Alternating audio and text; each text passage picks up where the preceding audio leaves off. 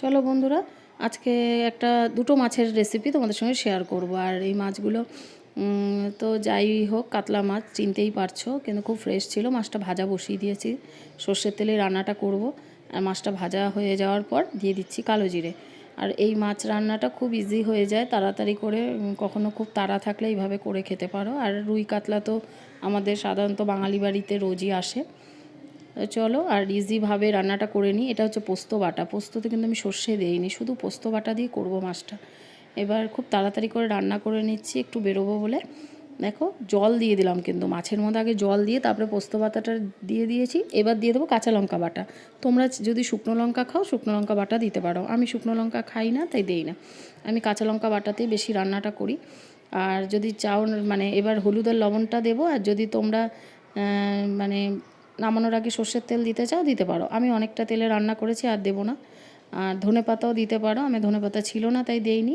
কেমন হয়েছে রেসিপিটা জানিও কিন্তু কমেন্ট করে। আরেকটা ভিডিও নিয়ে চলো, দেখাচ্ছে। এই মাছটা করবো এবার, আরেকটা মাছ দেখো। এবার এই মাছটা শেয়ার করি একটু। বোয়াল মাছ যেহেতু চিনতেই পারছো, যারা বোয়াল মাছ খাও তাদের তো দুর্দান্ত লাগে এইভাবে রান্না করলে, জানি। চলো দেখাচ্ছি। বোয়াল মাছের মধ্যে হলুদ লবণ ভালো করে মাখিয়ে নেব। আর সর্ষের তেল তো দিতেই হবে, নয়তো না খুব ফোটে গো। কড়াইতে দিলে যা ফোটে না, মানে কি বলবো আর। যাই হোক, চলো ভালো করে একটু তেলটা আর হলুদ লবণ দিয়ে ওকে ভালো করে আগে মাখিয়ে নিই মাছটাকে। এবার মাখিয়ে নিয়ে তারপরে এবার সর্ষের তেল আর কড়াই গরম হতে দিয়েছি। এবার সর্ষের তেলে মাছটা ভাজবো। আর এই রান্নাগুলো খুব চটপট করে ফেলি, দেখতেই পাও তোমরা। যদি তোমরা এইভাবে রান্না করতে চাও, আমার রেসিপিগুলো একটু ফলো করো, দেখতে পাবে আমি যেভাবে রান্না করি। আর যারা পেঁয়াজ রসুন দিয়ে খাও তাদের ব্যাপারটা আলাদা। আমি পেঁয়াজ রসুন দেবো না, আমি শুধু হালকা মশলার উপর রান্না করি। চলো, মাছটা ভালো করে হলুদ লবণ মাখিয়ে নিয়ে নিয়েছি। এবার চলো, সর্ষের তেলের মধ্যে মাছ ভাজাটা বসিয়ে দিয়েছি। দেখো, খুব যে ফাটছে তা না, একটু ঢেকে ঢেকে ভাজবে, তাহলে আর ফুটবে না। এবার আলু ভাজতে বসিয়েছি, আর জিরে ফোড়ন দিয়েছি। হ্যাঁ, দেখানো হয়নি। জিরে ফোড়ন দিয়ে আলুটা ভাজা বসিয়ে দিয়েছি। আর দিয়েছি লঙ্কা বাটা আর জিরে বাটা, একসঙ্গে বেটে নিয়েছি লঙ্কা আর জিরে। এবার চলো মশলাটা ভালো করে কষি। না, একটু জল দিয়েছি, কিন্তু মশলাটা পুড়ে যাবে নয়তো। আর হলুদ লবণ একসঙ্গে দিয়ে কষাচ্ছি।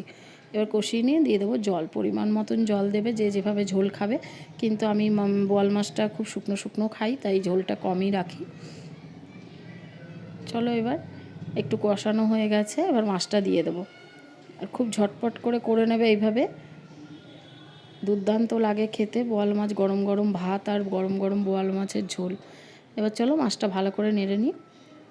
ভালো করে নেড়ে এবার দিয়ে দেবো জল। আর স্বাদ মতন ঝাল নুন তো তোমরা দেবেই। এবার চাইলে শুকনো লঙ্কা দিতে পারো। আমরা শুকনো লঙ্কাটা আমি কম দেই, আমি যে কোনো তরকারিতে, কেন আমার ছেলেরা খেতে চায় না। এবার দেখো, ঝোলেরটা খুব মানে শুকনো শুকনো রেখেছি, আলুটা গলে গেছে, খুব টেস্টি হয়েছিল। ভিডিও যদি ভালো লাগে, লাইক কমেন্ট শেয়ার সাবস্ক্রাইব করে সঙ্গে থেকো। পরে আরেকটি ভিডিও নিয়ে দেখা হচ্ছে।